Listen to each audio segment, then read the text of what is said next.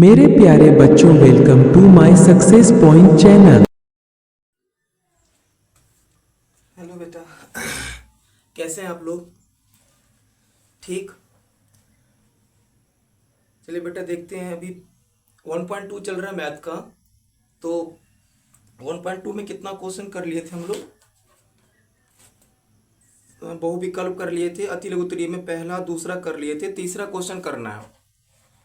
तीसरा क्वेश्चन हम लोगों को करना है अभी।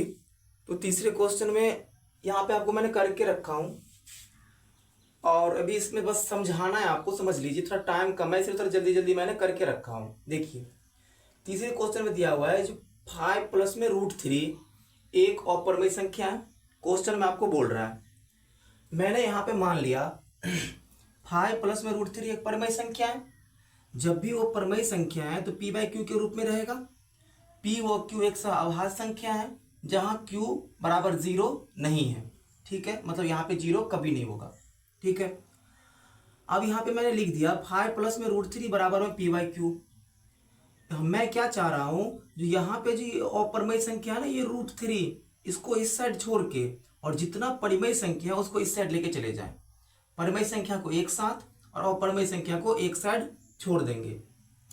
तो यहाँ पे 5 जो है वो प्लस में है।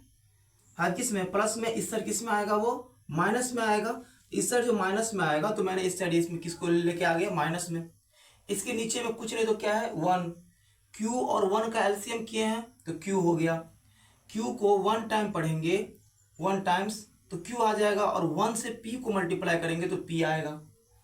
1 को q से मल्टीप्लाई कर पढ़ेंगे q टाइम्स तो q बार में आएगा। और q को 5 से मल्टीप्लाई करेंगे तो 5q आएगा। बीच में माइनस है, माइनस लगा दिया। ये √3 आपका वैसे का वैसे है। क्वेश्चन हो गया आपका सॉल्व। मैं आपको बोला था ये अब जो क्वेश्चन आएगा आपको बहुत, जो हम लोग पहला और दूसरा किए थे उससे बहुत इजी क्वेश्चन सब आएगा। बस इसमें थोड़ा आपको लैंग्वेज पे ध्यान देना। लैंग्वेज थोड़ा ही है, देख लीजिए। यहाँ पे p और q जो क्या आपका पूर्णांक संख्या है, यहाँ पे लिख दिए p और q एक पूर्णांक संख्या है।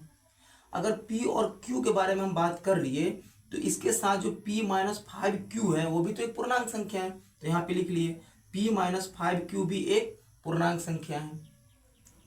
ये जो है आपका p-5q अपॉन में q, मतलब p/q के रूप में लिखा गया है, मतलब ये परिमेय संख्या है। तो यहाँ पे लिख लिए p-5q अपॉन में q एक परिमेय संख्या है, एक परिमेय संख्या है। अब यहाँ पे हम लिखे हैं, अब यहाँ पे देखिए, यहाँ पे हम लिखे हैं समीकरण फर्स्ट से। ये समीकरण आपका फर्स्ट है।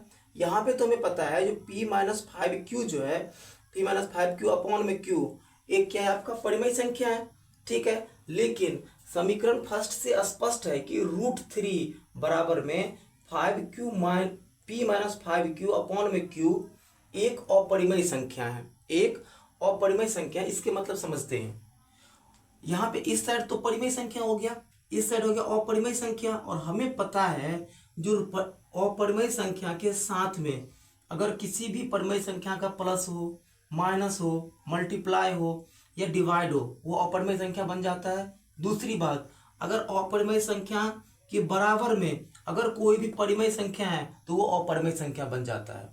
अपरिमेय संख्या के बराबर में अगर कोई भी परिमेय संख्या है तो क्या बना जाता है? पूरा का पूरा किस में आ जाता है? अपरिमेय संख्या में। वही चीज हम यहाँ पे लिखे हैं। समीकरण फर्स्ट से स्पष्ट है कि √3 अपरिमेय संख्या है। √3 बराबर में p-5q अपॉन में q एक अपरिमेय संख्या है। अतः यह हमारे पूर्व कल्पना का विरोधाभास है। इसका मतलब क्या हुआ? यहाँ पे जो माने हैं, माना 5 प्लस √3 एक परिमेय संख्या, हमारा जो पूर्व कल्पना था जो ये परिमेय संख्या है उसका ये विरोधाभास है। विरोधाभास मतलब उल्टा। अतः हमारा पूर्व कल्पना गलत है। अतः 5 प्लस √3 एक अपरिमेय संख्या है। ठीक है, एक क्या है? आपका अपरिमेय संख्या है। ये आपका क्वेश्चन सॉल्व हो गया। एक बार देख लीजिए अच्छे से। बस इसमें कुछ नहीं करना आपको। परिमेय संख्या जितना, मतलब रूट वाले को छोड़ के जितना इसके साथ है सबको उस साइड लेके चले जाएंगे। उस साइड लेके आगे q आपका नीचे में था उसको एलसीएम कर लिए, सेम को वो लैंग्वेज लिख दिए। p व q एक पूर्णांक संख्या है तो ऊपर वाला भी पूर्णांक ही होगा। p-5q भी एक पूर्णांक संख्या है। p-5q अपॉन q एक परिमेय संख्या है क्योंकि p/q के रूप में लिखा गया है।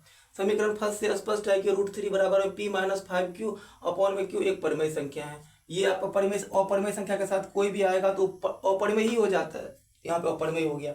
अतः यह हमारे पूर्व कल्पना का विरोधाभास है। हम जो मान रखे थे 5 प्लस में √3 उसका क्या ये विरोधाभास कर रहा है, ठीक है। अतः हमारा पूर्व कल्पना गलत है। अतः 5 प्लस √3 एक अपरिमेय संख्या है। बेटा आपका बहुविकल्प हो गया खत्म। टाइम था आपका कम, इसीलिए मैंने आपका एक क्वेश्चन जल्दी जल्दी कर दिया। कल वीडियो नहीं डाला था किसी कारणवश, इसीलिए मैं आपका एक वीडियो यहाँ पे डाल दिया हूँ। अब फिर इससे आगे क्वेश्चन हम करेंगे। अब आपका लघु उत्तरीय क्वेश्चन में 3 क्वेश्चन दिया गया है, जिसमें 5 नंबर का 3 पार्ट है। तो अपना हम लोग खत्म करने की कोशिश करेंगे, देखिए कैसे खत्म हो जाता है। ठीक है बेटा, आप लोग पढ़िए अच्छे से। मुझे जब भी थोड़ा सा भी टाइम मिलेगा मैं वीडियो डाल दूंगा।